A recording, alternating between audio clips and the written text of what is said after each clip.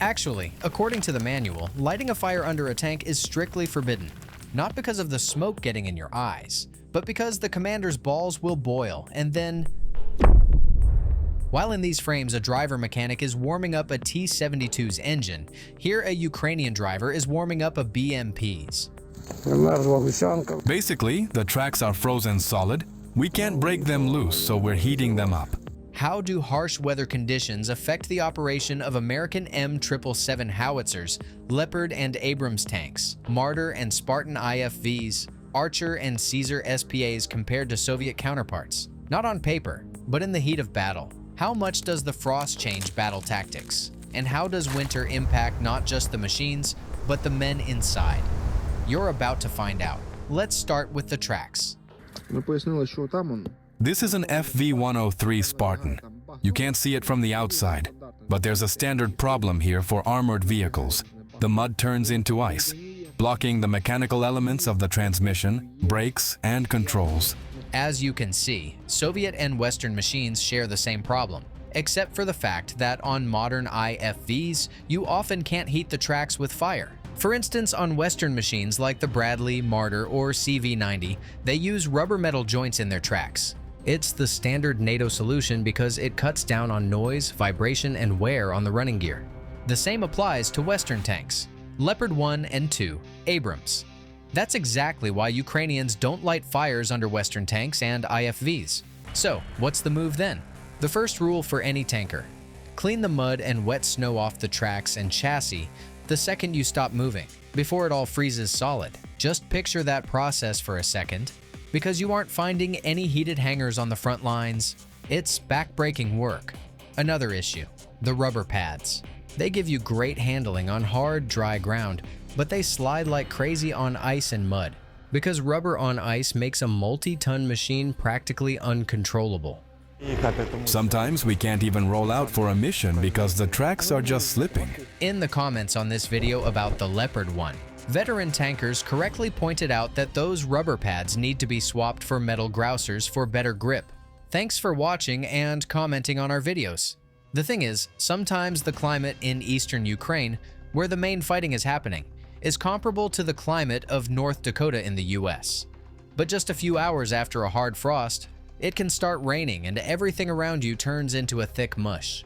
And while you can quickly throw chains on wheels and take them off, tracked vehicle crews simply don't have the luxury of wasting 1 or 2 hours changing shoes in combat conditions.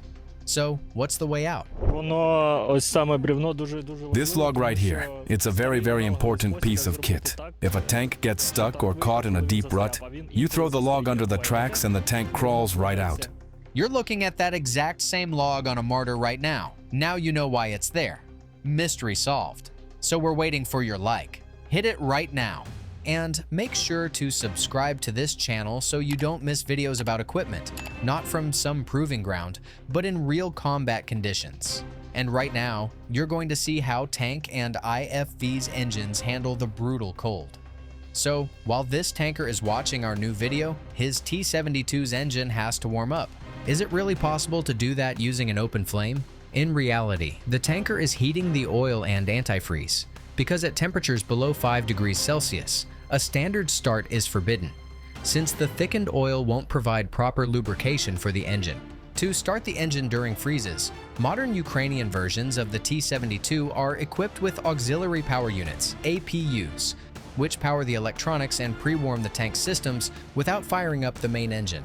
But on this tank, it looks like the auxiliary engine is broken. So the tanker is using a World War II method from back when crews warmed up their tanks with firewood. German tanks also have a built-in preheater that warms the engine, oil, and fuel system before startup.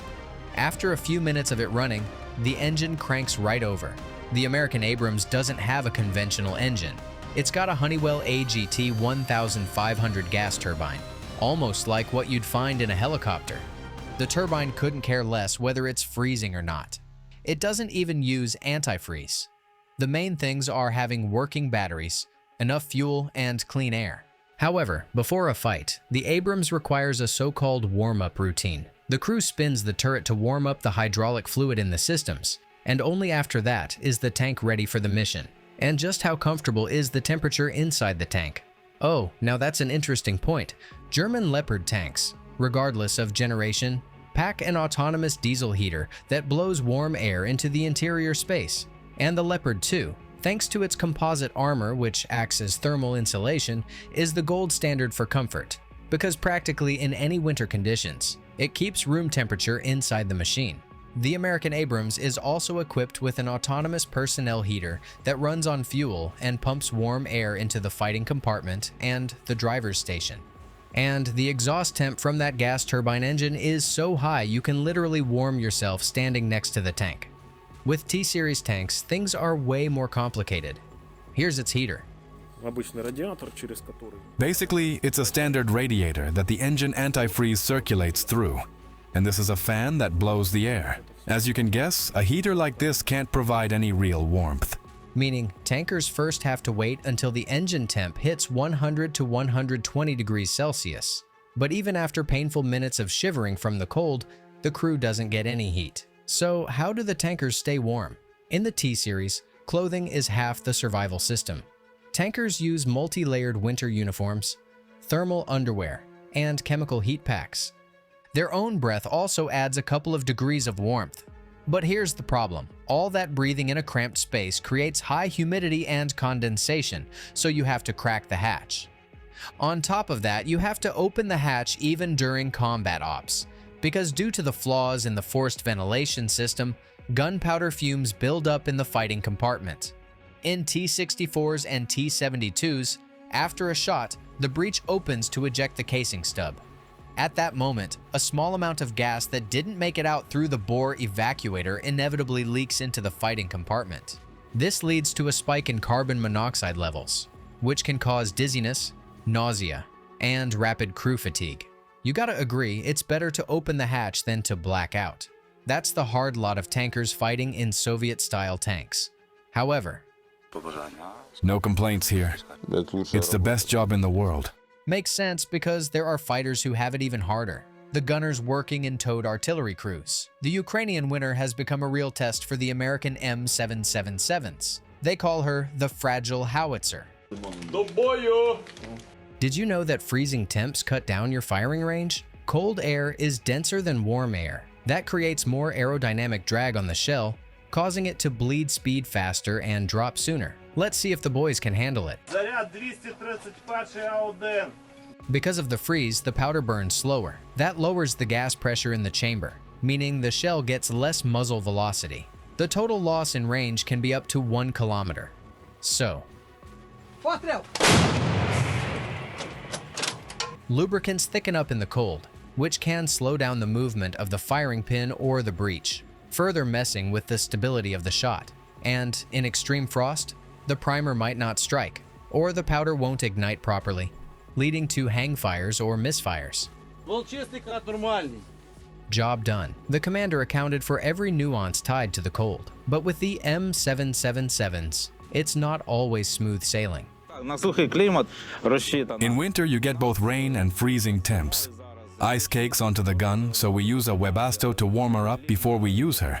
Because of the frost, the metal parts of the M777s become more brittle, and the lubricants thicken up, which demands special maintenance and preheating before use. By the way, there's a separate video on this channel about operating the M777s in Ukraine, where the fighters speak openly about how the American howitzer performs in different conditions. But how do the Soviet-style howitzers, which are still plentiful on the front, handle their mission in winter? It's hard to call a gun developed in the middle of the 20th century a modern weapon, but she gets the job done. This is the D-30, an old, heavy, towed 122mm howitzer with absolutely no frills, like a three-legged stool. Simple, but rock steady. There's no automation here, no little engine to move it around. Everything is done by hand. However, this Soviet gun is no less fragile than the American Beauty. There are plenty of problems. You absolutely have to clean her, the barrel, the breech, the chamber. Often you have to do it all on the fly. On top of that, a certain nuance popped up that might actually surprise you. We have a few D-30s in our brigade, and over 2 years we've worked on all of them. We've learned them all inside out. Turns out every single gun works a little differently. You get what I mean? Honestly? No. If you've heard that every gun of the same modification and same manufacturer shoots differently, then drop a comment about your experience under this video, just like the tankers do. However, M777 and D30 artillerymen share one common problem. During freezing temps, these guns become way less maneuverable. A towed howitzer is extremely hard to tow, and when the fighters move into a new position, the gun absolutely has to be partially dug in to hide it. And digging into frozen ground, that is a nightmare. Do you think it's easier to fight in an SPA? Here's what we managed to find out. When the Archer SPAs first showed up on the front, their crews were considered the lucky ones, because these guys always return to base after work and sleep in warm beds. In just 30 seconds we set up, fire, and 30 seconds later we pack up and move out again. The wheeled chassis and articulated frame give the Archer incredible maneuverability and high movement speed. And the climate control system creates office-like conditions for the crew, because all the work controlling the gun and firing happens from inside the armored cab. However, 2 years have passed, and the advantages of this advanced system have turned into weak points. The first warning signs appeared back in the summer. Here's our Archer, totally frozen up. We're in the middle of this damn field waiting for an enemy Lancet. Here are the anti-aircraft guys. One of my buddies is scanning for the Lancet in the air. The other decided to take a leak because he says we're all screwed anyway. That's how it is. Likely due to the heat, the hydraulic system lost the pressure needed to quickly switch to the stowed position. If the sensors detect that the gun hasn't returned to the 0 position, the safety system blocks the folding mechanism. But if the oil boils in the summer, in the winter it thickens up, so the pressure sensors block the system then too. Another vulnerable point is the articulated frame. It's a very complex mechanical assembly that is sensitive to mud and ice, because all the hydraulic system lines are located on the outside. If they get damaged, the vehicle effectively loses mobility. And finally, the basically civilian Volvo engine. It's too fragile for war because it requires very high-quality fuel and maintenance. There is info that after 2 years of operation, out of the 8 Archer SPAs Ukraine received, only 2 to 3 remain in service. The others need maintenance that can only be done in Sweden. Maybe that's why the new Archer SPAs will get a different chassis. And what about the French Caesar? We tore a brake hose here. Because of that, the vehicle stopped and isn't moving anymore. When there's mud and frost, this is gonna happen almost every day. The Caesar SPA also uses a civilian chassis. And while fixing it doesn't require a shaman and a laptop, in winter you really want something more rugged and reliable because Lancets are constantly circling overhead. This is the self-propelled artillery system 2S1 Gvozdika. Simple as a hammer, it reminds you of a big iron turtle. Inside, it's pure luxury, a roof over your head and at least some protection. In winter, it's warmer here than next to a gun out in the open air. And if freezing rain is falling, you don't have to hide under a poncho. Unlike towed guns, the Gvozdika arrives at the position on its own, deploys quickly, fires, and gets the hell out just as fast. That means the main thing, more chances to survive. She even knows how to swim. Well, no. This Gvozdika doesn't swim anymore because she's full of shrapnel holes everywhere. Because of the drone hunting, sometimes it's safer for the crew to stay put and hide near the firing position. Then this cramped space becomes home for the crew of 4 people for 10 days, or even more. I'm the gunner, so I sleep right here. The loader sleeps over there, and the commander, he basically has almost a private room back there. Of course, these aren't all the stories of the Winter War. From this video here, you can learn how the infantry survives in trenches and dugouts during the freezes, snowfalls, and thaws that follow one another in quick succession. And in these playlists, true stories about weapons and equipment in real combat are waiting for you. Click on any of them and keep diving into the world of war. Stay safe.